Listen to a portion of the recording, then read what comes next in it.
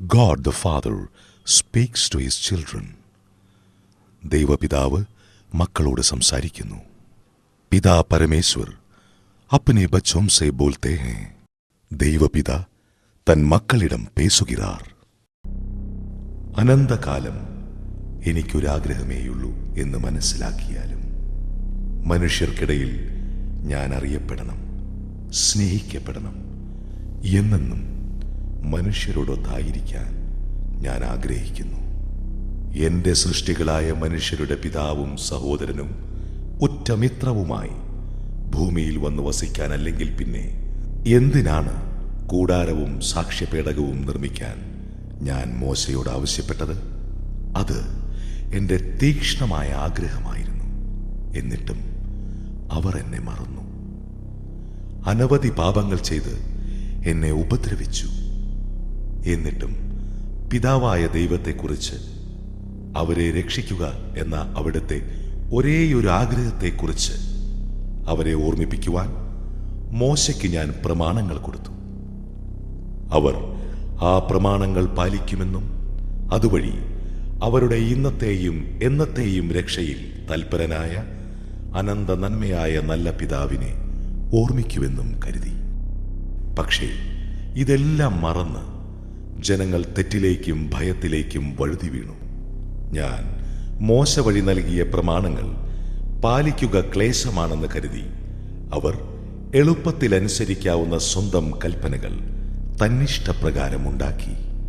എന്നെക്കുറിച്ച് അടിസ്ഥാനരഹിതമായ ഭയത്തിൽ അവർ ഒന്നിനൊന്ന് എന്നെ മറന്നു, എന്നെ ദ്രോഹിക്കാൻ തുടങ്ങി.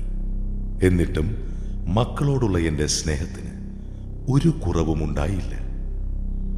ജനങ്ങളെ എന്നെ അറിയുന്നവരും സ്നേഹിക്കുന്നവരുമാക്കുന്നതിൽ ഗോത്രപിതാക്കന്മാരും പ്രവാചകരും പരാജയപ്പെട്ടപ്പോൾ സ്വയം വരുവാൻ ഞാൻ തീരുമാനിച്ചു. പക്ഷേ എനിക്കെങ്ങനെ ജനങ്ങളുടെ ഇടയിൽ വരുവാൻ കഴിയും? എന്റെ ദൈവത്വത്തിന്റെ രണ്ടാം ആളായി വരികയല്ലാതെ മറ്റൊരു മാർഗവുമില്ലായിരുന്നു. ജനം എന്നെ അറിയുമോ? എന്നെ ശ്രവിക്കുമോ? ഭാവിയിൽ സംഭവിക്കാനുള്ളതൊന്നും എന്നിൽ നിന്നും മറച്ചു വെച്ചിട്ടില്ല. അതുകൊണ്ട് ഈ രണ്ട് ചോദ്യങ്ങൾക്കും ഞാൻ തന്നെ ഉത്തരം കണ്ടെത്തി. എന്റെ അടുത്തായിരുന്നാലും അവർ എന്റെ സാന്നിധ്യം അവഗണിക്കും.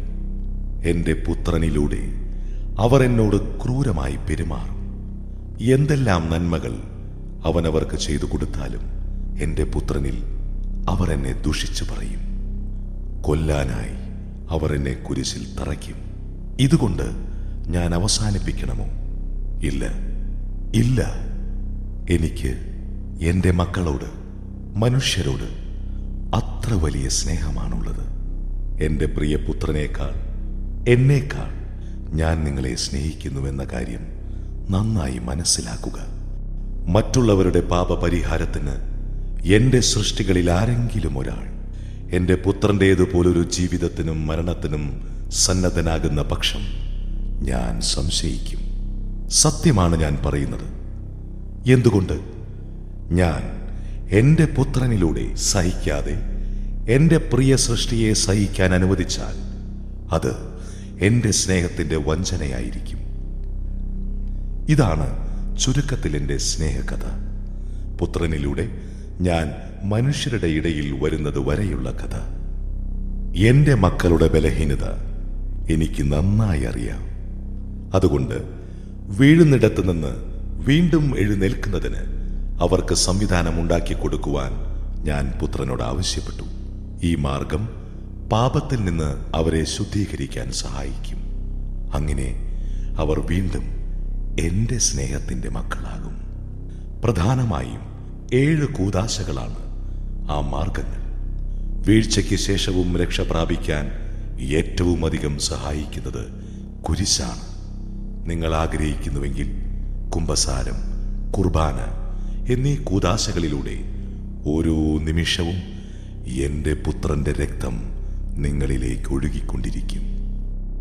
പ്രിയമക്കളെ, കഴിഞ്ഞ 20 നൂറ്റാണ്ടുകളായി ഈ ദാനങ്ങൾ നിങ്ങളുടെ മേൽ സമൃദ്ധമായി ചൊരിയുകയായിരുന്നു ഞാൻ. പക്ഷേ എത്ര ദയനീയമായിരുന്നു ഫലം! നിങ്ങളെ നശിക്കാൻ അനുവദിക്കത്തക്ക വിധം കഠിനവും അചേതനവും ഉണർവറ്റതുമായ ഒരു ഹൃദയത്തിന്റെ ഉടമയാണോ ഞാൻ? അല്ല, അല്ല, അങ്ങനെ വിശ്വസിക്കരുത്. ഞാൻ ഉത്തമനായ പിതാവ്, സൃഷ്ടികളുടെ ദൗർബല്യങ്ങൾ അറിയുന്നവൻ. എന്റെ അടുത്തേക്ക് വരൂ. നിങ്ങൾ അനുദപിച്ചാൽ ഞാൻ ക്ഷമിക്കും. ഞാൻ നീതിമാനാണെന്നുള്ളത് നേര്. എന്നാൽ ഏത് കടവും വീട്ടാൻ സ്നേഹത്തിന് കഴിയുമെന്നതും നേര്. മക്കളെ, ഇത് ശ്രദ്ധിക്കൂ. നമുക്കൊരു താരതമ്യം നടത്താം. അപ്പോൾ നിങ്ങൾക്കെന്റെ സ്നേഹം ഉറപ്പായിക്കൊള്ളും. എന്നെ സംബന്ധിച്ചിടത്തോളം നിങ്ങളുടെ പാപങ്ങൾ ഇരുമ്പ് പോലെയും സ്നേഹപ്രവൃത്തികൾ സ്വർണം പോലെയുമാണ്. നിങ്ങൾ എനിക്ക് 1000 കിലോഗ്രാം ഇരുമ്പ് തന്നാൽ 10 കിലോഗ്രാം സ്വർണം തരുന്നത് പോലെയാവില്ലല്ലോ. അല്പം സ്നേഹം കൊണ്ട് വലിയ പാപങ്ങളും ക്ഷമിക്കപ്പെടും എന്നതാണ് ഇതിന്റെ സാരം. എന്റെ ഹൃദയം ഇതുപോലെയല്ലായിരുന്നെങ്കിൽ പാപം ചെയ്യുന്ന സന്ദർഭങ്ങളിലൊക്കെ ലോകത്തെ ഞാൻ നശിപ്പിക്കുമായിരുന്നു. എന്നാൽ ഓരോ നിമിഷവും അനുഗ്രഹങ്ങളും നന്മകളും വഴി എന്റെ സംരക്ഷണം പ്രകടമാക്കുകയാണ് ഞാൻ. ഇതിൽ നിന്ന് നിങ്ങൾക്കൊരു കാര്യം ഉറപ്പിക്കാം.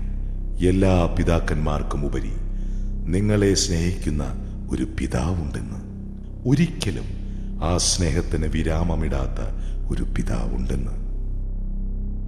ഞാൻ നിങ്ങളുടെ ഇടയിലേക്ക് വരുന്നത് 2 വിധത്തിലാണ്: കുരിശുവഴിയും കുർബാന വഴിയും. മക്കളുടെ ഇടയിലേക്ക് വരുവാൻ കുരിശിന്റെ വഴിയാണ് ഞാൻ സ്വീകരിക്കുന്നത്.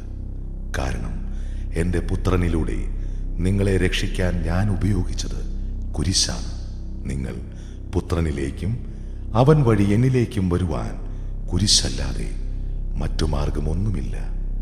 കാരണം പാപം വഴി ദൈവത്തിൽ നിന്ന് സ്വയം അകന്നു പോയവനാണ് മനുഷ്യൻ. കുടുംബാംഗങ്ങൾക്കിടയിൽ സ്നേഹപിതാവിനെ പോലെയാണ് നിങ്ങളുടെ മധ്യേ പരിശുദ്ധ കുർബാനയിൽ ഞാൻ വസിക്കുന്നത്. പുത്രൻ കുർബാന സ്ഥാപിക്കണമെന്ന് ഞാൻ ആഗ്രഹിച്ചു. അങ്ങനെ എല്ലാ സക്രാരികളും എന്റെ മക്കൾക്ക് നൽകാനുള്ള അനുഗ്രഹത്തിന്റെയും നിധിനിക്ഷേപങ്ങളുടെയും സ്നേഹത്തിന്റെയും സ്രോതസ്സുകളായി എന്റെ ശക്തിയും അനന്തകാരുണ്യവും എന്നെന്നും ഭൂമിയിലെത്താൻ ഈ 2 മാർഗങ്ങളാണ് ഞാൻ സ്വീകരിക്കുന്നത്. എന്റെ പുത്രൻ യേശു മനുഷ്യർക്കിടയിൽ എന്നെ പ്രതിനിധാനം ചെയ്യുന്നു. അവനിലൂടെയാണ് ഞാൻ അവരിൽ നിരന്തരം വസിക്കുന്നതെന്ന് നിങ്ങളെ ബോധ്യപ്പെടുത്തിയില്ലേ? എന്റെ പരിശുദ്ധാത്മാവിലൂടെയും ഞാൻ നിങ്ങളുടെ മധ്യേ വാഴുന്നുണ്ടെന്ന് കാണിച്ചു തരാം. എന്റെ ദൈവത്വത്തിലെ ഈ 3-ാം ആളിന്റെ പ്രവർത്തനം നിശബ്ദമായിട്ടാണ് നടക്കുന്നത്. പലപ്പോഴും മനുഷ്യർ അതറിയുന്നതേയില്ല. എന്നാൽ എന്നെ സംബന്ധിച്ചിടത്തോളം സമുചിതമായ ഒരു ജീവിതമാണത്. സക്രാരിയിൽ മാത്രമല്ല, വരപ്രസാദാവസ്ഥയിലുള്ള എല്ലാവരുടെയും ആത്മാവുകളിൽ എന്റെ സിംഹാസനം സ്ഥാപിക്കാനും മക്കളെ സ്നേഹിക്കുകയും സംരക്ഷിക്കുകയും ചെയ്യുന്ന യഥാർത്ഥ പിതാവിനെ പോലെ അവിടെ എപ്പോഴും ആയിരിക്കാനും ഞാൻ ആഗ്രഹിക്കുന്നു. എന്റെ ദൈവികവും പൈതൃകവുമായ ഹൃദയം നീതിമാന്മാരും പാപികളും ഉൾപ്പെടെ എല്ലാവരാലും അറിയപ്പെടാനും സ്നേഹിക്കപ്പെടാനും ബഹുമാനിക്കപ്പെടാനും ഞാൻ തീവ്രമായി അഭിലഷിക്കുന്നു.